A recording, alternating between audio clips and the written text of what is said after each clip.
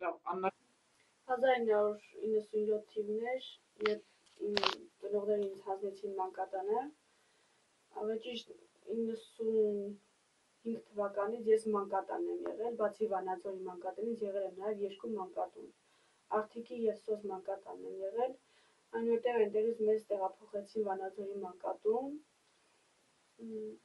հետո ծնողներս հետ ընդհանրապես կապերը խզվեց, ընդհանրապես էլ չէին գալիս մեզ տեսնելու, հետո մեզ ասեցին հրաժարվեք, մենք ուզում ենք հրաժարվենք, բայց ծնողս չէր ուզում, չգիտեմ ինչի պատճառներով,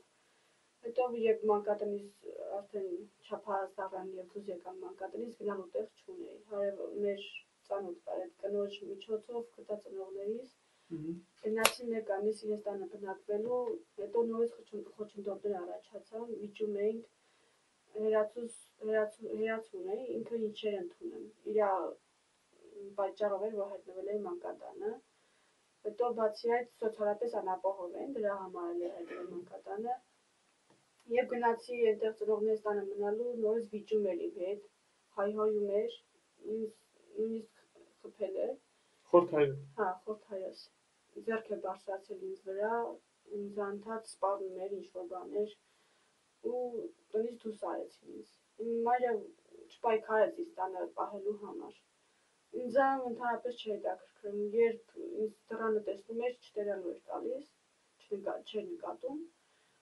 հետո հարևանի տանն էի մնում, մյուս հարևանի տնից մյուս հարևանի տուն էի գնում, օրը մեկի տանը մնում էի, իրանք էլ էին անապահով սոցիալապես, բայց մի կերպ պահում էին ինձ, հետո որոշեցի, քույրս ամուսնացել էր Ծաթերգյուղում, որոշեցի գամ իրենց տուն։ Քույրդ մեծ էր քեզնից։ Չէ, քույրս ինձանից փոքր է 3 տարով, երկուսը մանկատան էին մեծացել։ Երբ իրենց տուն էի գալիս, դա երբ էր։ Դա 2 ամիս առաջ։ Ավտոբուսում մի կնոջ տեսա, ավտոբուսից իրար հետ իջանք ու մոլորվել էի, ոչ միտեղ չունեի գնալու, երբ քրոջս զանգում էր, տան տեղը չգիտեի, ուղղակի հեռախոսի միջոցով պիտի կապեր, որ ինձ գար դիմավորեր,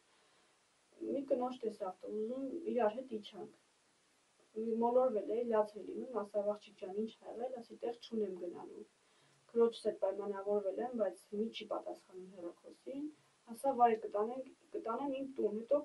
կզանգենք կպայմանավորվենք, եկանք իրա տուն, պատմեցի իմ մասին, ասավ ինչքան հնարավոր է կպահեմ քեզ,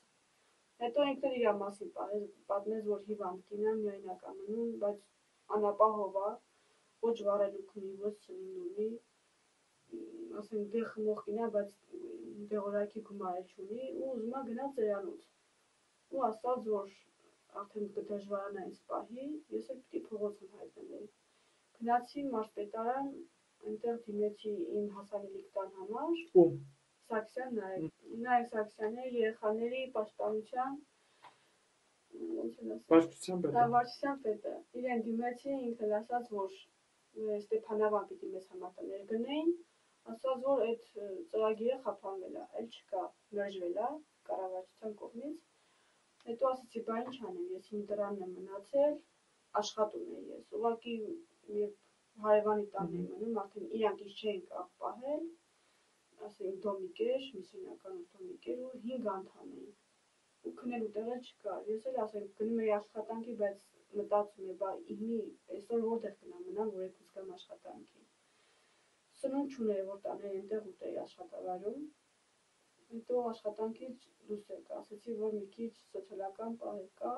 ու ամանչում էի, ասել, որ մանկատնից եմ եղել, հիմի չէի ուզում էլ իմ մասին պատմի, ամանչում էի, ու այդպես դուրս եկա, հետո էլի գնացի Սարգսյան Նայեկի մոտ, ասեցի աշխատանքից դուրս եմ եկել, այդտեղ չունեմ մնալու, որ գնամ աշխատել, ինքը էլ ասավ գնա դիմի, ասեցի ում դիմեմ, ասավ գնա լրատվականը, դիմի թող քեզ ցույց տան հեռուստացույցով, թերթերում գրեն, քեզանով կհետաքրքրվեն, ասեցի դու միջոց չունեք, ինձ իրանք առաջարկում են, որ ամուսնանալ, ասում էին մի մեծահարուստ տեսացուկտի ամուսնացի, այդ հարցերը կլուծվի, ես էլ իրենց ասում էի, ասենք ես չեմ կարողանում այդպիսի կյանքով ապրեմ, ես ինձ հարմար թեկնածու չեմ գտնում, այսինքն մինչև հարմար թեկնածու գտնեմ պիտի փողոցներում թափառեմ, Արա ԱԾԽՄ կոչում դու ստացել ես։ Ես ԱԾԽՄ կոչում չեմ ստացել, Այսինքն ես շրջանավարտ եմ, որպեսզի բնակարան ստանամ, մեզ եկան գնացեցին։ Այսինքն դու ընդգրկված ես մանկատան շրջանավարտներ Այո։ բնակ պաշտպան ծրագրում։ Աննա ջան, Տիկին Մարիաթան իր կամքով հիմի արդեն ուզում է ծերանոց գնա։ Դու ինչ ես պատրաստում։ Ներկա դրությամբ ինչպիսին է վիճակը։ Ընդհանրապես ես չեմ գնա, ավելի ճիշտ համարում եմ, որ ծնող չունեմ։ Եթե նրանք 12 տարուց ավել է, ինձ ընդհանրապես չեն տեսել, չեն եկել այցելել, ու մինչև հիմա երբ ինձ տեսնում են համարում են, այսինքն հրաժարվում են, որ ես իրանց երեխան եմ, ինձ թվում է, ով էլ իմ տեղը լինի, հաստատ իրաց մոտ չի գնա։ Աննա, տեղյակ եմ, որ իրանց ծնողների տանն ապրելու ժամանակ նաև աշխատել ես։ Աշխատել եմ։ Այդ գումարները ինչի վրա են ծախսվում, տալիս էր իրան, չէր Ես տալիս։ նոր եմ մտել աշխատանքի, դեռ աշխատավարձ չէի ստացել, բայց իմ ծնողը արդեն պլանավորում էր իմ գումարը, ասում էր, որ պետք է առնեմ, պարտքերից որոշ մասը գտամ։ Պարտքերը հիմնականում զգեստ էին առնում իրանց համար, ասենք խորտ քույր եղբայր ունեմ, իրանց համար առնում էին։ Իսկ ինձ համար չէին առնում, ես հիմնականում մանկատան շորերն եմ ունեցել, հետո ում տանը որ ապրել եմ հարևանների, իրանց աղջիկն է տվել ինձ։ Այսինքն իմ գումարով իրանք արդեն պլանավորել են, թե ինչ պիտի անեն։ Պարտքեր են ուզում իրանց սնունդի հետի։ Ես դեռ աշխատավարձ չէի ստացել ու դուրս եկա աշխատանքից։ Աննա ջան, ներկա վիճակում երևի կար ժամանակահատված հետո արդեն դու դրսում կհայտնվես։ Ինչ ես պատրաստում կամ ինչ ես խնդրում, ակնկալում։ Ես խնդրում եմ կառավարությանը, որպեսզի գոնե կարճ ժամանակահատվածով ինձ ապահովեն բնակարանում, նույնիսկ եթե վարձով լինի։ Ես կմտնեմ կաշխատեմ եւ արդեն ես հնարավորություն կունենամ իմ բնականի վարձը տամ ու ակնկալում եմ նրանցից օգնություն։ Խղճի ջելնելով ծանոթացել եմ փողոցում ավտոբուսի մեջ։ Ու տեսա լացում, ասի աղջիկ ջան, խելք լացում, ասա տուն չունեմ, տեղ չունեմ, մեր չունեմ։ Իմ խղճին ազդեց, ասի արի գնանք մեր տուն, ով ուզում է սեղի, տանեմ մեր տուն։ Բերի մեր տուն, պահեցի, խոսեց, պատմեց կյանքը, ճիշտն ասած իմ խիղճն էլ են չի, ես էլ ազդվեցի, ասի բալա ջան, ես էլ եմ քորի, արի հետս մնա, միջև տենանք վերջդ ոնց կլինի։ Ու ես իրան խրատում էի գնա օրենքի դիմի, սենց արա, տեսա չէ, ինքն էլ այդ նպատակին։ Ես էլ ասի դե անառողջ կինեմ, սորկա մեկուտ չկա, գոնե ինձ իմանանք իմ երեխեն ես, աչքս բացքես տենամ, տնավորված կամ տեղ աշխատես, թեկուզ մեռնեմ էլ կամ լավը կասես կամ վատը կասես, իմ ուժի պատածով պահել եմ։ Վերև Աստված կա, ներքև ինքը, թե գոհա, թե դժգոհա, Աստված իրա հետ, ես իմ մարդկությունը արել եմ, բայց հիմնականորեն չեմ կարա, որտև ես վիճակի չեմ կարա։ Նիսյով եմ ապրում, նիսյայում անեմ թոշակստանում են տալի, դեղեր են վեր ունեմ, էլի թոշակին կամ նպաստին, տենց յոլա եմ տանում, որ ասեմ։ Դուք պատրաստում եք ծերանոց գնալ, հա։ Դե որ պահող չունեմ, ստիպված պտի դիմեմ, տենանք արդյոք կընդունեն, թե չէ։ Ես արդեն ի վիճակի չեմ, դաժե չեմ կարամ գնամ ներքև, յաշիկ բերեմ, որ վառեմ, էլ ոտներս չի անում, չեմ կարամ, ամբողջ օրը տանը նստած, որ նստած կինը լված կանի, ոնց կլի։ Տունը թղթով եք տաքացնում։ Հա, կարդոնով։